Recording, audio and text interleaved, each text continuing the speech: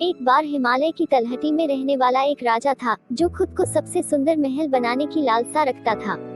बिना बड़े खर्च और परेशानी के वह इसे राजसी नहीं बना सकता था। इसलिए उन्होंने कुछ अलग बनाने का फैसला किया। पूरे महल को केवल एक स्तंभ द्वारा समर्थित किया जाना था और उस स्तंभ को राज्य के सबसे ऊंचे पेड़ से बनाया जाना था। हिमालय में कई ऊंचे वृक्ष हैं, स्प्रूस और देवदार, ओक और देवदार, और सबसे ऊंचा और सबसे मजबूत देवदार है, जिसका बहुत नाम देवदर अर्थात भगवान का पेड़ है। राजा ने अपने प्रधानमंत्री के लिए भेजा और कहा, पुरुषों को दूर और पास के जंगल में भेज दो और उन्हें बिना किसी देरी के इस शहर में कटौती करने और लाने के लिए कहें, जो सबसे बड़ा देवदार उन्हें मिल सकता है। उनकी बेटी ने विरोध किया, लेकिन देवदार एक पवित्र वृक्ष है। यह केवल मंदिरों के निर्माण के लिए उपयोग किया जाता है। राजा ने कहा, मेरे लिए इसके कारण है, मेरा महल वैभवशाली होगा। प्रधानमंत्री ने 30 लोगों को बाहर भेजा, लेकिन वे जल्द ही लौट आए, यह कहते हुए कि यद्यपि राज्य में कई महान देवता थे, वे उन्हें ले जाए या खींच नहीं सकते थे, जंगल और शहर के बीच बड़ी दूरी के कारण। जब राजा ने यह सुना तो उसने अपने बेटे को बुलाया और कहा, अपने घुड़सवारों और अपने घोड़ों की मदद से मुझे इनमें से एक पेड़ लाकर दो। राजकुमार अपने घुड़सवारों के साथ बाहर निकला, लेकिन कुछ दिनों के बाद लौटा, यह कहते हुए कि कोई भी घोड़ा ऐसे पेड़ को 1 इंच भी नहीं हिला सकता। हमने बैलों को भी आजमाया है, लेकिन बिना किसी सफलता के। ठीक है, फिर हाथियों की कोशिश करो। राजा ने कहा। हाथियों को मैदानों से लाया गया था, लेकिन पहाड़ उनके लिए बहुत अधिक कठोर थे और मार्ग बहुत संकीर्ण थे, इसलिए उन्हें मैदानों में लौटना पड़ा। राजा ने गुस्से में कहा, बहुत अच्छा, मेरे पाक में तुम मुझे एक पेड़ के रूप में जंगल में किसी भी रूप में बड़ा होना चाहिए। इसे 7 दिनों के भीतर मेरे पास ले आओ। बहुत खोज के बाद राजा के लोगों को एक शानदार देवदार का पेड़ मिला जो शहर से बहुत दूर नहीं था। इसकी पूजा आसपास के कई गांवों के लोग करते थे, क्योंकि इसके भीतर एक देवी रहती थी और यह वह थी जिसने पेड़ को इसकी बड़ी ताकत, आकार और सुंदरता दी थी।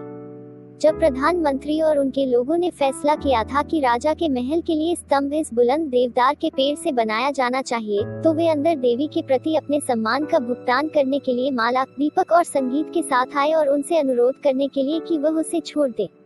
उसका घर 7 दिनों के भीतर इसे जमीन से काटना पड़ा।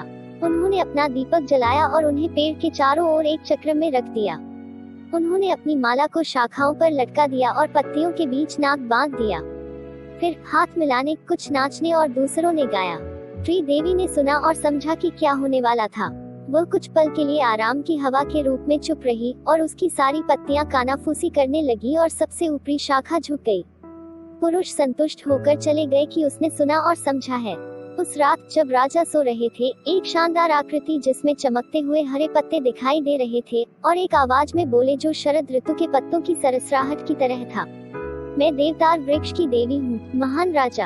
आपके लोगों ने मुझे बताया है कि आप मुझे काटने का इरादा रखते हैं।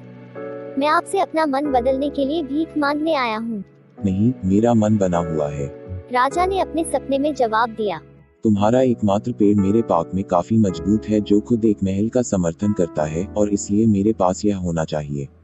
पर विचार करो, हे राजा, सैकड़ों वर्षों से मैं आपके राज्य के सभी गांवों के लोगों द्वारा पूजा जाता रहा हूँ और मेरे लिए उनसे अच्छा कुछ नहीं हुआ।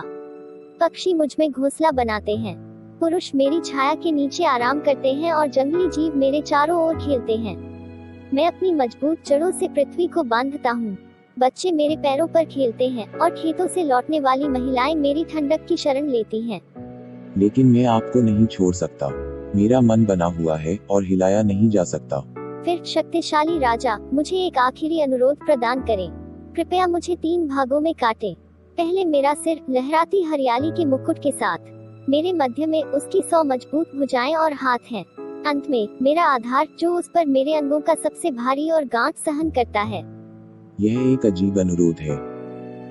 मैंने पहले कभी किसी के बारे में नहीं सुना है जो इच्छा मृत्यु के 3 बार पीड़ित होने की कामना करता है। मैं क्यों नहीं पीड़ित हूँ? यह एक बार और इसके साथ किया है। कारण स्पष्ट है, दर्जनों युवा देवदार के पेड़ मुझसे छिटक गए। यदि आप मुझे एक शक्तिशाली स्ट्रोक के साथ काटते हैं तो मेरा वजन निश्चित रूप से मेरे सभी बच्चों को कुचल देगा। लेकिन अगर मैं 3 बार स्ट्रोक झेलता हूँ और 3 टुकड़ों में गिरता हूँ, तो कुछ युवा बच सकते हैं। क्या मेरी प्रार्थना मंजूर है? वास्तव में यह है। आश्चर्यचकित राजा ने कहा, जैसा कि ट्री देवी उनकी दृष्टि से फीका था। अगली सुबह राजा ने अपने बच्चों और अपने मंत्रियों और अपने वनवासियों को अपने पास बुलाया और उन्हें बताया कि उन्होंने अपना मन बदल लिया है और यह कि नए महल के लिए स्तंभ लकड़ी का नहीं बल्कि पत्थर का बनाया जाना चाहिए। के लिए उन्होंने कहा, देवदार के पेड़ के भीतर मेरे खुद की तुलना में एक आत्मा नोबेलर रहता है। और उसने उन्हें अपनी दृष्टि के बारे में बताया और वे सभी अचंभित हो गए। और राजा ने अपने महल को पत्थर के एक महान स्तंभ पर बनवाया और उसके आधार के आसपास उसने एक सुंदर पार्क बनाया और शहर के बच्चे और राजा ने अपने महल को पत्थर के एक बड़े स्तंभ पर बनवाया और उसके आधार के चारों ओर उसने एक सुंदर पार्क बनाया और शहर और आसपास के गांवों के बच्चे घास पर बैठने के लिए और कई सुंदर फूलों और पेड़ों का आनंद लेने के लिए बगीचे में जाते थे कि सभी पक्षों पर लगाया गया था। राजा का उदाहरण लेते हुए किसी ने भी लकड़ी के अपने घरों का निर्माण नहीं किया।